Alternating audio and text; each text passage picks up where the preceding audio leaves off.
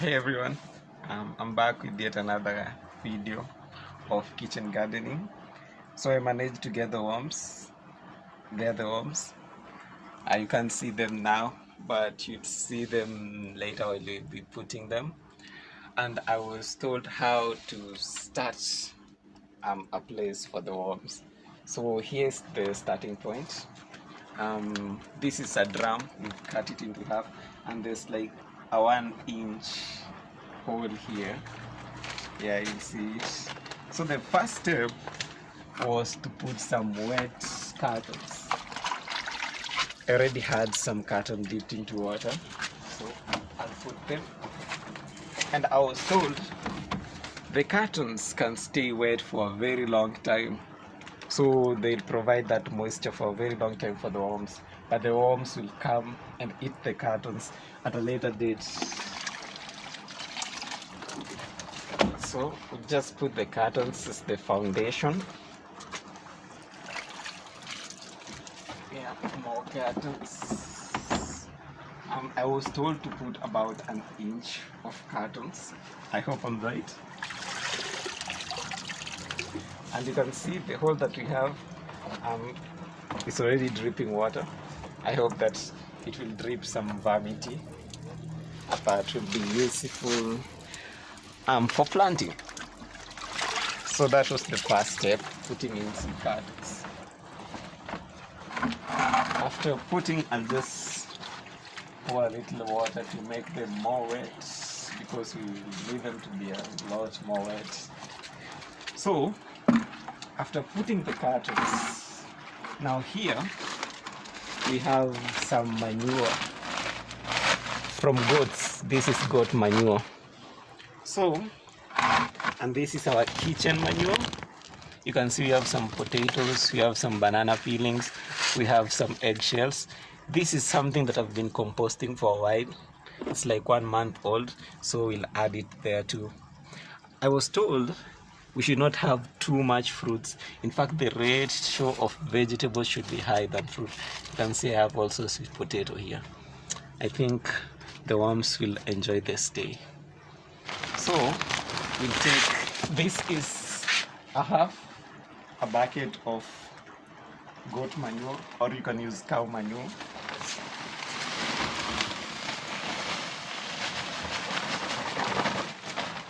Yeah, we add the half bucket of goat or cow manure.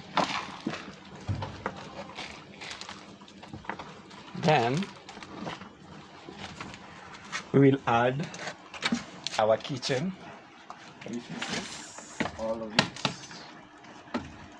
It should also be a half a bucket, because I have this one too, so I'll assume the two of them will give me a half a bucket.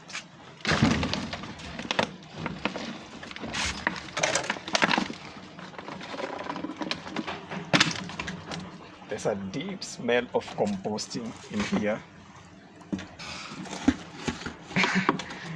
If you could smell it, you could feel how it is. I'll try to remove everything, because you want everything in there. Every single thing.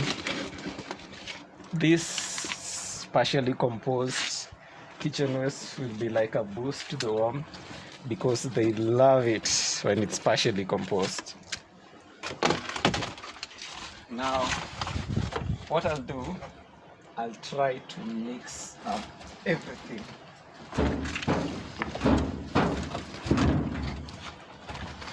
Yeah. Try to mix it up. Mix it all up.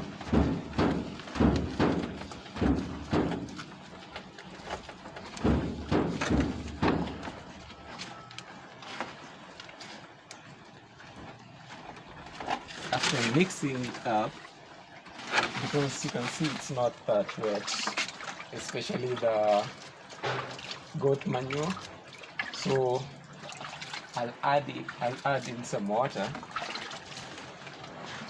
and it should not be soaking wet. It should be wet, but it should not soak.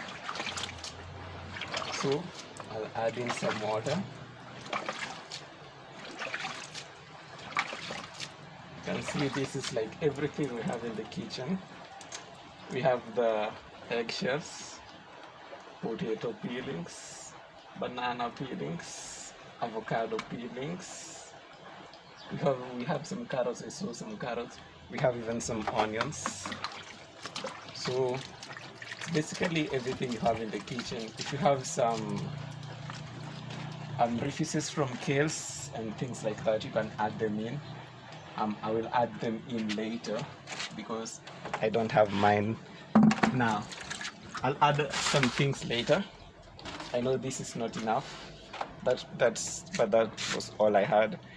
So when I get enough, I'll add it, so it will be like half of this, because this is 3 kgs of worms.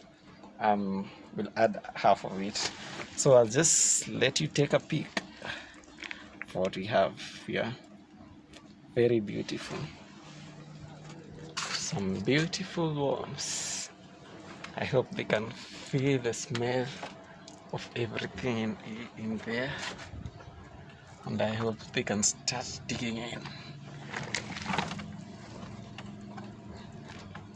You can see we have thousands and thousands of worms ready to eat,